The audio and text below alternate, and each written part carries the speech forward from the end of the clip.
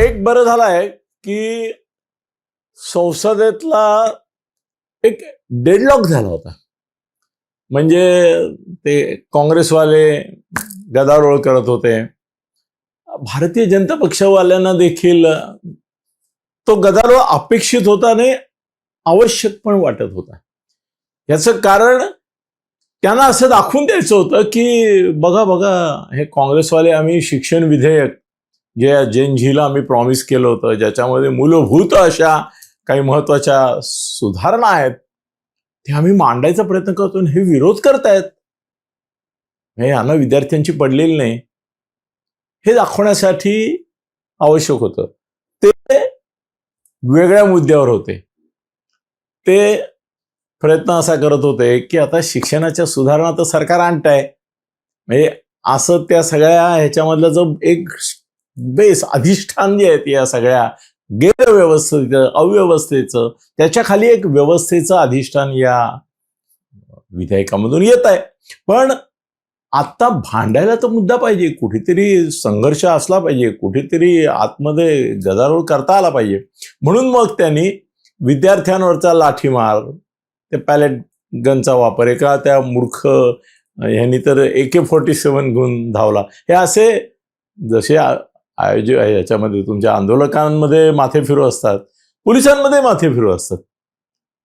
त्याला काही असं सांगितलेलं नव्हतं. त्याच्या हातात त्याचा ते जे काय सगळं प्रकरण वाचलं त्याला हे पण केला, सस्पेंड केला. आता त्याला ते तिथे तो असायची गरज नव्हती, त्यांनी जायची गरज नव्हती, ती AK-47 घेऊन पळायची गरज नव्हती, त्या गोळ्या झाडायची गरज नव्हती. पण ते निमित्त मिळालं. ते 7 गनमधून 7 वेळा ते पॅलेट हे मारले, त्याचे छरे लागलेला तो मुलगा, त्याची एक हे होती. त्यामुळे अमित शहांना घेरायचं याच्यासाठी उपाय काय होता? तर पोलिसांना आदेश कुणी दिला?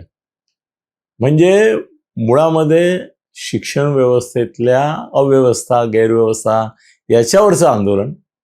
धर्मेंद्र प्रधान हे त्याचं प्रतीक, त्याला काढून टाका सांगितलं, ठीक आहे काढून टाकलं. त्याचं क्रेडिट परत राहुल गांधीला मिळालं नाही, काँग्रेसला नाही मिळालं, तिकडे बाकीच्यांना तर नाही मिळालं, ह्याला वांगचुकला नाही मिळालं, बाकीचं सोडा. आता गडबड तर व्हायला पाहिजे म्हणून त्यांनी आता शहांना टार्गेट केलं. आणि शहांना टार्गेट करायला काय? तर पोलीस आणि केंद्र सरकारचं पोलीस तिथे दिल्लीमध्ये असल्यामुळे अर्थातच शहा जबाबदार. मग शहांचाच राजीनामा. कुठून तरी त्यांना आत्ता त्यांच्या लक्षात आलं होतं की आता मोदींचा राजीनामा हा विषय होऊ शकत नाहीये, पण शहांना जर घेरलं तर मोदी त्यांना कुठपर्यंत वाचवायला येतात. त्या दोघांमध्ये काही अंतर नाही ना, गॅप नाही ना, यातल्या काही चिराफटी त्या पण एक्सपोज होतील या निमित्ताने. आणि दुसरी गोष्ट अशी की आता आक्रमकपणे राजकीय दृष्ट्या काँग्रेसला किंवा सगळ्याच विरोधी पक्षांना दोन्ही मार्गाने, म्हणजे ते इतर पक्षातल्या लोकांना घेत आहेत, त्याहीमुळे खटकतायत शहा, निर्णय पक्ष तोडतायत, आणि इतर पक्षांवर देखील ते ज्या पद्धतीने घाव घालतायत त्याच्यामुळे शहा आता टार्गेट आहेत. मोदी टार्गेट नाही आहेत, आता शहा टार्गेट आहेत विरोधी पक्षांचं. आणि आता दुसरा मुद्दा कुठला शहांविषयी घेता येत नाही, पण हा गोळीबाराचा आणि ह्याचा मुद्दा घेता येतो. म्हणून तो आता त्याच्यावर त्याने काल भरपूर गदारोळ केला. महिना भारतीय जनता पक्षावाले विरोधी पक्षात होते, त्यावेळेला पण त्यांनी करू दिले नव्हते. सुषमा स्वराजने तर सांगितलं होतं की संसद बंद पाडणं हा सुद्धा संसदीय लोकशाहीचा एक भाग आहे, नाही चर्चा करू देणार. महिना नाही करू दिलेले आहेत. अधिवेशनं घालवलेली आहेत. मागे UPAच्या काळात ज्या वेळेला अशीच राजीनाम्यांच्यावरून गोंधळ झाले होते त्यावेळेस झालेलं आहे. त्यामुळे त्यात काही फारसं हे नव्हतं. पण आता शहा टार्गेट आहेत, आता लक्षात ठेवा. आणि हे मी तुम्हाला बोललो होतो की धर्मेंद्र प्रधानांचा राजीनामा घ्यायला ते टाळटाळ का करतायत, का नाही घेत आहेत ते? तर त्याचं कारण असं आहे की त्यालाही माहिती आहे की हे धर्मेंद्र प्रधान हा किरकोळ माणूस आहे, त्याला काढणं हे पण किरकोळ होतं आणि त्याच्यावर टार्गेट करणं किरकोळ होतं. झेंझीवाल्यांना काय लक्षात आलं होतं की एक मोठा विजय जर मिळवायचा असेल तर तो काही मोदी शहांचा होऊ शकत नाही. मोदी शहांवर तर आपली ती कॅपॅसिटी नाही. आपल्याकडे काय आहे? आपल्याकडे तोफ आहे का? आपल्याकडे हे आहे का? हे द्रोण आहे का? आता युद्धामध्ये वापरतायत तसे मिसाईल्स आहेत का? नाही. मोदी किंवा शहा यांच्याकरता मिसाईल पाहिजे. आपल्याकडे काय आहे? आपल्याकडे साधी याची फटाक्याची गन आहे. ती पण फटाक्याची दिवाळीतल्या फटाक्याची गन आहे. त्याच्या बळावर आपण घाबरवू शकतो, वातावरण काहीतरी एक निर्माण करू शकतो आणि त्याच्यातून एक छोटा बळी घेऊ शकतो.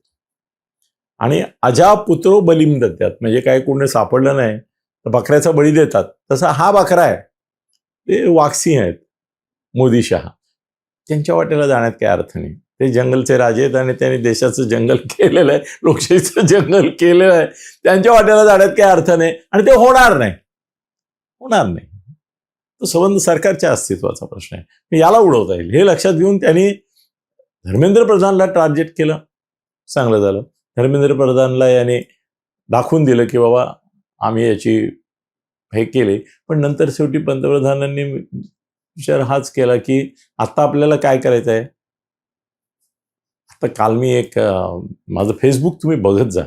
फेसबुक अनिल गगनवेदी थत्ते नावाने आहे. आणि त्यात रोज जवळजवळ 15-20 अत्यंत तुम्हाला मोलाची माहिती देतील, आतल्या गोष्टी सांगतील. म्हणजे युट्यूबवर मर्यादा पडतात, किती वेळ बोलायचं, काय बोलायचं. त्यामुळे थोडं कमी बोलावं. तिथे व्यवस्थित समजावून सांगतो. तुम्ही प्लीज माझी तुम्हाला सगळ्यांना विनंती आहे की तुम्ही हा पाहिल्यानंतर व्हिडिओ लगेच मला फॉलो करा. कारण आता 5,000 मेंबर माझे मित्र झाले असल्यामुळे आता तुम्हाला फॉलो, अनिल गगनवेदी त्याला फॉलो करा. त्याच्यामध्ये मी मोदी आणि शहा यांचं राजकारणाच्या संदर्भात खूप चांगली माहिती आज पण दिली आहे. परत आज मी मोदींचा पर्याय कोण आणि तो आदित्यनाथ असू शकतो का नसू शकतो याच्याबद्दल पण एक फार सुंदर पोस्ट लिहिले. मुद्दाम वाचा तुम्ही. मी सांगत होतो असं की एकदम वाघसिंहाच्या नादी न लागता कोल्हा कुत्र्यांना उडवणं सोपं असतं. तर त्याप्रमाणे त्यांनी धर्मेंद्र प्रधानला हे केलं. सरकारने देखील लगेच मान्य केलं नाही. 15-20 दिवस हे करू दिलं. नंतर त्यानिमित्ताने त्यांनी एक्सपोज पण करून घेतलं. ते स्वतः एक्सपोज झाले. हेही खरं आहे की एक मोठा वर्ग जो भाजपच्या बरोबर आहे त्यांची मुलं, जनरेशन नेक्स्ट ही त्यांच्यापासून थोडी म्हणजे बाप भाजपकडे पण मुलगा या कॉक्रोच पार्टीकडे, असं वातावरण तयार झालं. मोदी आणि हे शहाणे आहेत. तर त्यामुळे त्यांना लक्षात आलं की आता आपला पुढला 29चा मतदार कोण आहे, जो 65% आहे समाजामध्ये 15 ते 35 मधला. तो 65% मतदार आपल्याला जपायचा असेल तर आता त्यांच्याशी संवाद. म्हणून ते सगळं आता जे समजावून सांगतायत तुम्हाला सगळे की ते कसे इंस्टाग्रामवर आले, कसं त्याने बोलले, काय केलं, ते एरवीचा नखरा सगळा सोडला. हे सगळं जे आहे ते मी तुम्हाला आज सांगतो की पुढल्या 4 ते 6 महिन्यामध्ये पूर्णपणे जेनजीवर कॉन्सन्ट्रेट करणार.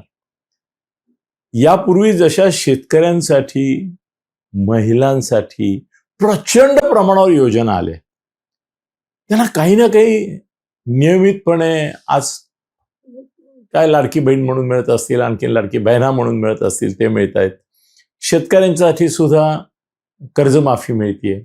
मी तुम्हाला आज सांगतो म्हणजे मला जो अंदाज येतोय सध्या, त्याच्यामुळे पुढल्या 6 महिने वर्षभरामध्ये झेंझी करता खूप मोठ्या योजना येणार. सगळा फोकस जो आहे तो आता महिलांवर, शेतकऱ्यांवर होता, कारण तो मोठा मतदार. आता लक्षात आलंय त्यांच्या की आक्रमक मतदार आपला पुढल्या वेळेला 29ला जर जिंकायचं असेल तर झेंझी आपल्याबरोबर पाहिजे. मला कुणकुण लागलीये. असं काही कोणी मला सांगितलं नाही की या पद्धतीने हे असं होत आहे. पण जी एक मागणी पूर्वी केली जात होती ना, आता केली जात नाही फारशी. आणि या आंदोलकांनी केली नाही. खरं म्हणजे मला ते कळल्याबरोबर असं चुटपुटायला झालं की अरे, माझे काही मित्र आहेत त्याच्या अभिजित दिपकेच्या संपर्कात आहेत, तर त्याला सांगितलं पाहिजे की तू ही मागणी कर. याचं कारण ही 4थी मागणी जी आहे ती पण मान्य होण्यातली आहे. 3 मागण्यातलं कॉम्पन्सेशन तर मी तुम्हाला सांगितलं होतं की करोड कॉम्पन्सेशन किती वेळा देतात. आत्महत्या केलेल्या शेतकऱ्यांना 25-50 लाख रुपये देतात. इतरही अपघातांमध्ये 25-50 लाख देतात. 1 कोटी देत नाहीत पण देतात. 25-50 लाख तर देतात. आमच्या इकडे ठाण्याला तर देतात 1 कोटी वगैरे सुद्धा प्रसंगी. Whatever it is. पण तो विषयच नव्हता. ह्या गोळीबाराची चौकशी किंवा ह्याचं आहे, तर चौकशी जनरली गोळीबार झाला की चौकशी होतेच. त्या चौकशीचं पुढे काय होतं याचं महाराष्ट्रातलं सगळ्यात मोठं उदाहरण श्रीकृष्ण आयोग आहे.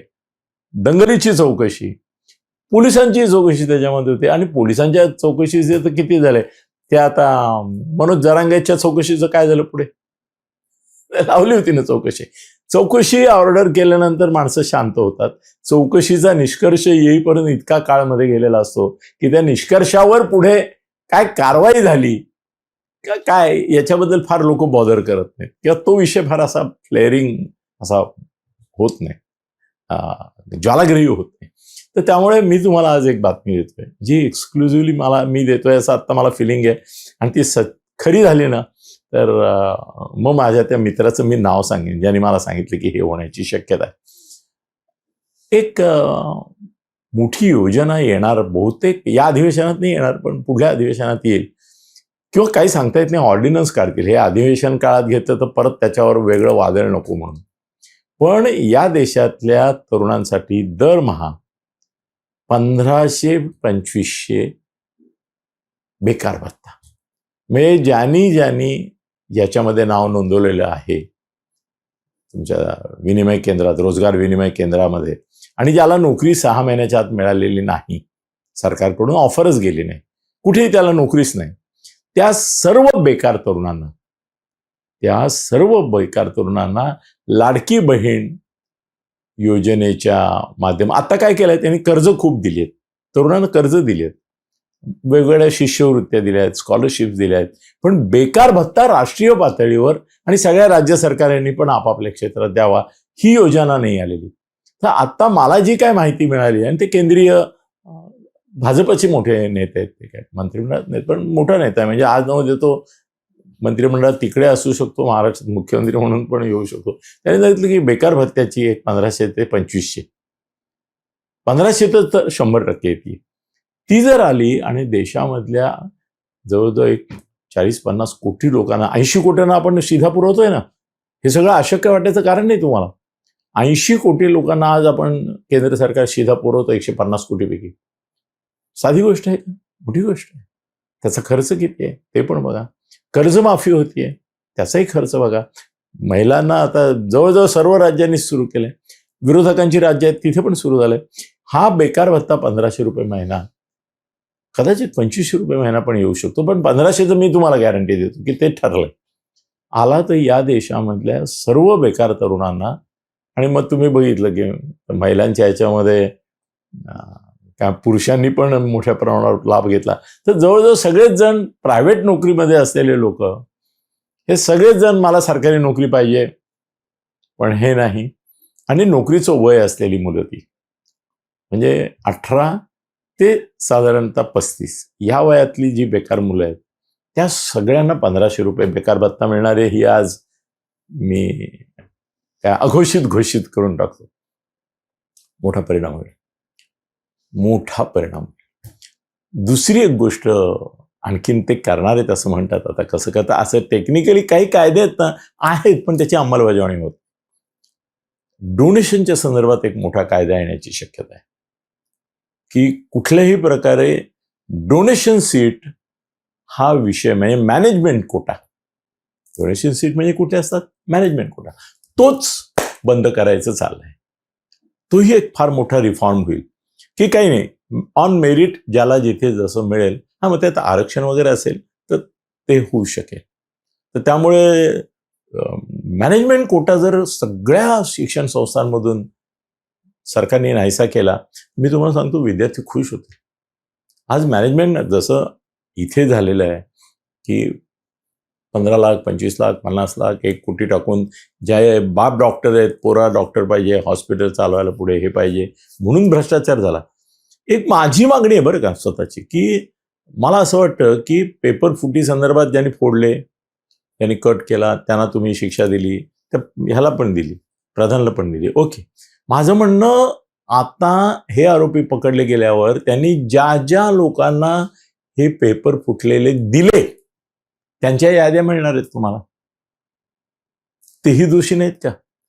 लाचेच्या संदर्भात कायदा आहे की नाही आपला, की लाच देणारा आणि घेणारा दोघेही दोषी असतात. एक मोठी गोष्ट सरकारने या करायला पाहिजे, ज्याच्यामुळे खरा प्रतिबंध बसेल, की या प्रकारे या पेपर फुटीच्या संदर्भामध्ये हे 15-20 काय 25 लोक तुम्ही पकडलेत. पूर्वी बाळासाहेब ठाकरे असं म्हणायचे की गुंड पण मराठी पाहिजे. आता परिस्थिती बाळासाहेबांचं ते स्वप्न, बाकी बरीचशी स्वप्न होती ती नाही साकार झाली, पण हे स्वप्न साकार झालं आहे की गुंड, दरोडेखोर, भोंदू, बाबा हे मराठी असले पाहिजेत, असं एक वेगळंच समीकरण सिद्ध होत आहे. त्या खरात बाबापासून तर आता पण 15 पकडले, त्यातले 12 मराठी.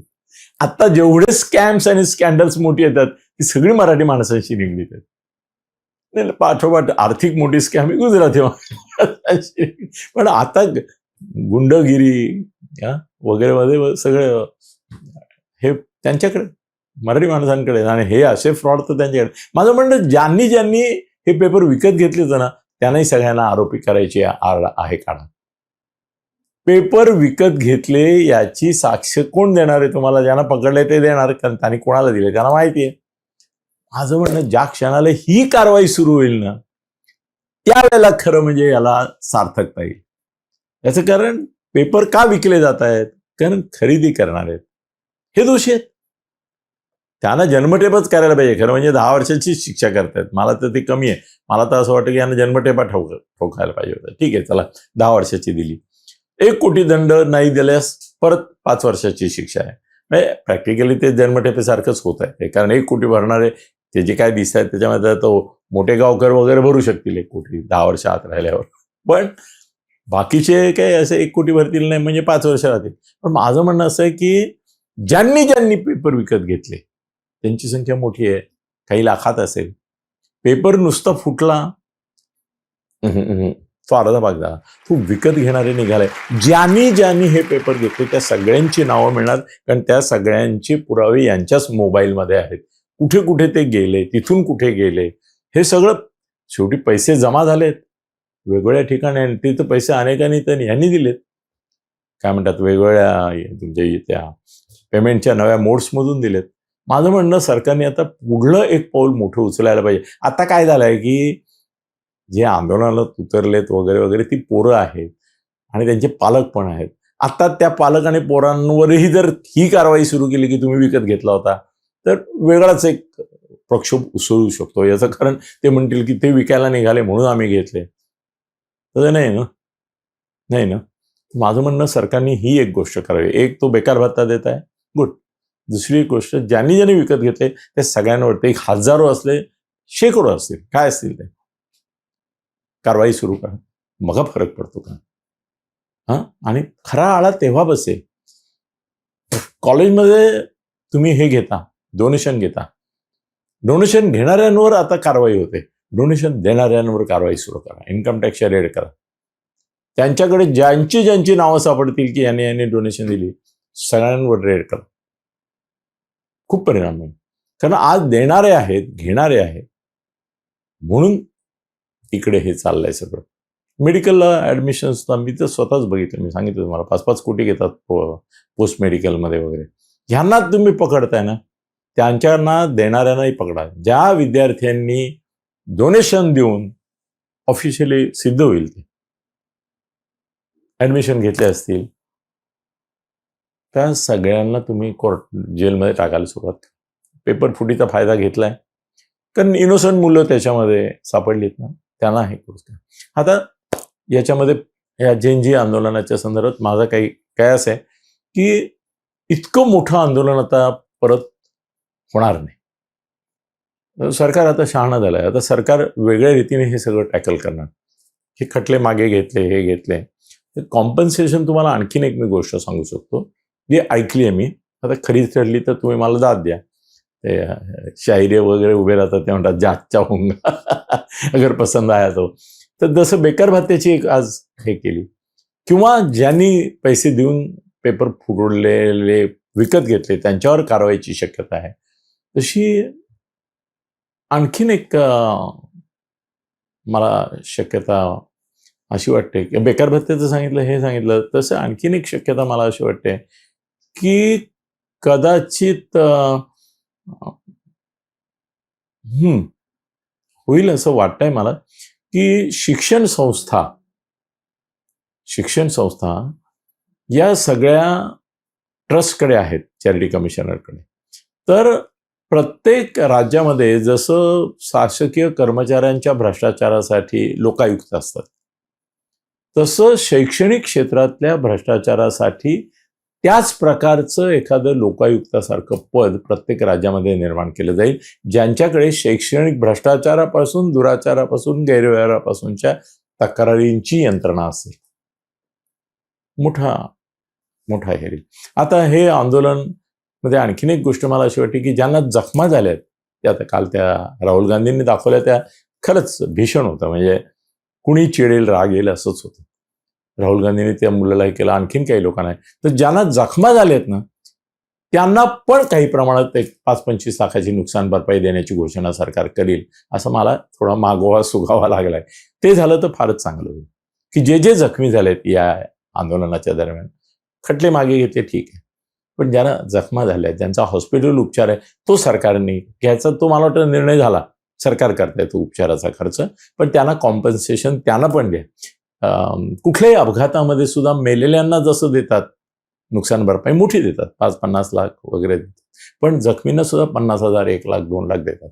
तर जखमांच्या प्रमाणामध्ये हॉस्पिटल जरी उपचार दिले तरी काही दिवस ते डिफंग होतात. त्यामुळे तेही एक निर्णय होण्याची शक्यता आहे. आता सरकार काय निर्णय घेणार याच्याबद्दल कुणीतरी मला ब्रीफ केलं, त्या मी तुमच्याशी शेअर करते. What ever it is, Gen Z आंदोलन फार मोठ्या प्रमाणावर आता पुन्हा उभं राहील का, याच्याबद्दल तुम्हाला काय वाटतंय? तुम्ही कॉमेंटमध्ये सांगा. मला वाटतं की एकदा एवढ्या उंचीवर गेलेलं आंदोलन ना पुढे विस्कळीत होत जातं. मला जे आत्ता बातमी मिळते त्याच्यावरून कॉकरोच पार्टीमध्ये तो विजेता तर बाहेर पडलाच आहे, पण फूट पडेल असंही एक आहे चर्चा. दुसरी चर्चा अशी आहे की या आता आगामी येणाऱ्या निवडणुकीमध्ये वेगवेगळे पक्ष या कॉकरोचना हाताशी धरायचा प्रयत्न करतील, दीपकेला हाताशी धरायचा प्रयत्न करतील. आणखीन एक आंदोलन कदाचित भारतीय जनता पक्ष मागे राहील. मी आता प्रॉबेबिलिटी सांगतोय तर तुमच्याशी शेअर करतो ना, जे काय मी ऐकलंय ते शेअर करतो. एक शक्यता अशी आहे की मंडल आयोगाच्या वेळेला ज्या पद्धतीने एक प्रचंड आंदोलन, हे आंदोलन काहीच नाही, किंवा जयप्रकाश नारायणांचं जे ह्याचं संपूर्ण क्रांती आंदोलन जे गुजरातमधून सुरू झालं, बिहारमध्ये पसरलं, ते काही नाही. असं एक मोठं आंदोलन देशामध्ये भारतीय जनता पक्ष आणि संघ परिवारातले लोक दुसऱ्याच कोणाला तरी पुढे करून करणारे आहेत, अशी एक चर्चा आहे. आणि ती म्हणजे आरक्षण विरोधी आंदोलन. सरकारला आरक्षण रद्द करता येणारच नाहीये, पण आरक्षण विरोधी आंदोलनाच्या दबावाखाली काही गोष्टी ते करू शकतात, काही बदल करू शकतात. ते केल्यामुळे दलित व्होट बँकवर काय परिणाम होईल त्याचा विचार त्यांना करावा लागेल. पण एक शक्यता मला आता अशी वाटते की भारतीय जनता पक्षाला असं वाटतंय की जसं 100% मुस्लिम व्होट आपल्यापासून दूर गेलाय, त्यामुळे ते आता मुस्लिम व्होटची पर्वा करत नाहीत. बघा, समान नागरी कायदा आणतायत, पुष्कळ गोष्टी आणतायत, दर्गे, मशिदी, वक्फच्या संदर्भातल्या गोष्टी आणतायत.